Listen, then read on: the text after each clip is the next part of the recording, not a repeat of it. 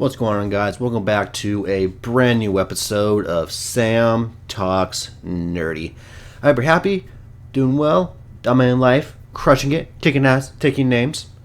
I wanted to do something a little different this week, or for this video or episode. It's more of I want to say a discussion, more of like, I want to get your thoughts on something. It's been almost a year since the GOAT, Kevin Conroy, the best Batman, passed away, and it still hurts and it still doesn't really feel real because he's had a presence throughout my life and throughout a lot of other people's lives, and he will always be the voice of Batman. But this does have me wondering, who or what former Batman voice actor could be worthy enough to take the place of Kevin Conroy? Because with Batman Cape Crusader coming up, this kind of has me asking a question of who are they going to get to fill his shoes, and just who can fill his shoes overall. But of course, he will never ever be topped, beaten, fully replaced. Hence why I'm doing this video. I wanted to sit down and share the three former Batman voice actors, or the three Batman voice actors that I think could fill the shoes of Kevin Conroy. Now, I know there are a plethora of Batman voice actors to where I'm pretty sure I could do an entire video of me just talking about them and ranking them, which, by the way, if you want to see me do that, leave a comment. But I want to focus on three. While yes, there are a lot of honorable mentions, like Roger Craig Smith, they voiced Batman in Arkham Origins and the Batman Unlimited animated movie. He could be good, especially if they want to go for a more, try and stay similar to Kevin Conroy. But to me, I'm looking at actors that could be a little bit different from Kevin Conroy and not just try and copy him. So for my third choice, I think Anthony Ruivivar from the Beware the Batman cartoon could be a good voice for Batman. Tobias Whale.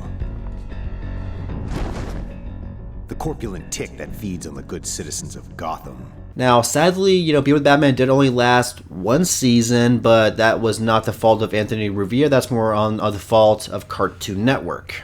I really did like his Batman, especially with how he did something that Kevin Conroy did and gave both Batman and Bruce Wayne two different voices. But I mean, every Batman voice actor tries to do that. Well, most of them. And it's just, I really do think he deserves another chance to voice Batman, because it sucks to only voice Batman once. And I did look it up, man, only one Batman performance. Well, I mean, he did play Nighthawk in the Marvel's Avengers Assemble cartoon, which is basically Marvel's Batman, but does that count? No, it doesn't. But just overall, I think he deserves another chance, especially in a cartoon or an animated movie that will get the proper publicity. Second choice to voice Batman from here on out is Rino Romano, the voice of Batman from the Batman 2004.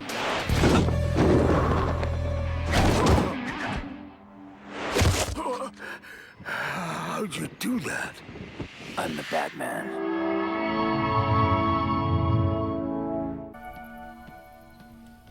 I'm touched, Alfred. But my birthday isn't until October. Next to my number one choice, he comes to mind when I think of a non-Kevin Conroy Batman voice actor. And plus, a lot of people, like myself, grew up with him as Batman, or at least one of the Batmans, because during the early 2000s, we had Kevin Conroy, Christian Bale, and Rino Romano. It would honestly be so cool to see him come back and be the voice of Batman, because, like I said, he is the voice of Batman for a lot of people, including me. And my number one choice, and I guess I kind of alluded to this in a short a few weeks ago, but Diedrich Bader, who is the voice of Batman in both Batman the Brave and the Bold and Harley Quinn the animated series. Only a twisted, diseased mind like yours could think of such a plan. So you, the Joker, were in a relationship with a nurse practitioner. Technically, she was in nursing school. While he is a good Silver Age / comedic or silly Batman voice actor, he's even admitted that he's just doing silly Kevin Conroy. I do think he has the chops to do a very serious Batman. And I just learned that he was actually in the Gargoyles cartoon. Well, hi. Elisa Maza. Detective Jason Conover. Nice to meet you. So, which precinct did you transfer from? One in another city. Really? What city? A small one compared to this. A town this size must take a lot of work to protect. Yeah, it's more than a job. It's a way of life. I've heard some pretty wild things about New York. Like alligators in the sewers. I could tell you stories. I'm all ears. I mean, that is a really good, non-silly, non-campy, non-Silver Agey Bruce Wayne voice. Like, that is a good BTAS-esque Bruce Wayne voice in my mind. Did that make sense to anybody? Because it definitely did not make sense to me.